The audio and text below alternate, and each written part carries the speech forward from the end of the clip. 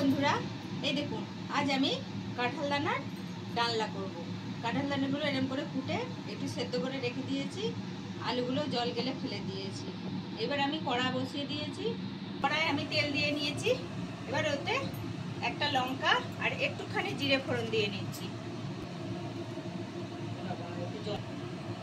এতে আমি একটুখানি হিং দিচ্ছি। ফোড়নটা আমার একটু ভাজা হোক, তারপর আমি আলুগুলো দিয়ে নেবো, দিয়ে সব কিছু ভাজবো একসঙ্গে। এই দেখুন এবার আলুগুলো একটু ভেজে নেবো। এবার আলুগুলো একটু ভাজা হোক, তারপর আমি কাঁঠাল দানাটা দেবো।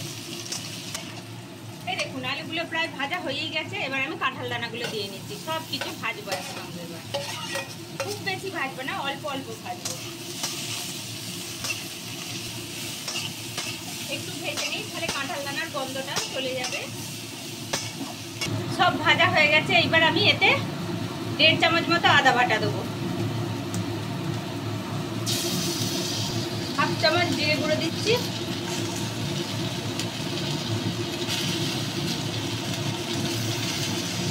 হাফের কম ধনে গুঁড়ো দিলাম, একটু লাল লঙ্কার গুঁড়ো দিলাম, সামান্য পরিমাণ হলুদ দিলাম। এবার দিয়ে এগুলোকে ভালো করে কষবো। এটা সম্পূর্ণ নিরামিষভাবে হবে, ঘি গরম মশলা দিয়ে। এতে আমি পরিমাণ মতো নুনটা দিয়ে নিলাম।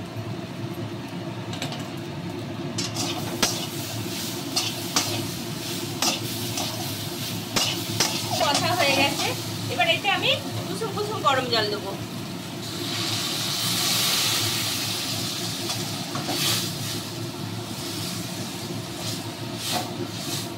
আর দেবো না। এবার এটা ঢাকা দিয়ে মিনিট 5 ফুটবে, তারপর আমি ঘি গরম মশলা দেবো। এটা ঢাকা দিয়ে দিলাম। এই দেখুন এতে আমি 2 চামচ চিনি দিচ্ছি, কারণ নিরামিষ তরকারি একটু মিষ্টি মিষ্টি হবে। এতে এবার একটু গরম মশলা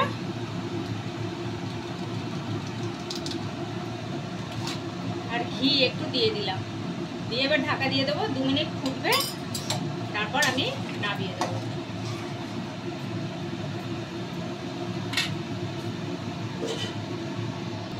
এই দেখুন খুব সুন্দর সেদ্ধ হয়ে গেছে। এবার আমি এটাকে নামিয়ে দেবো।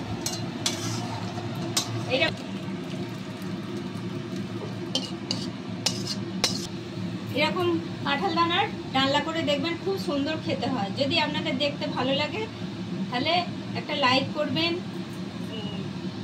কমেন্ট করবেন, আর সবাই মিলে সাবস্ক্রাইব করবেন, আর সবাই মিলে শেয়ার করবেন।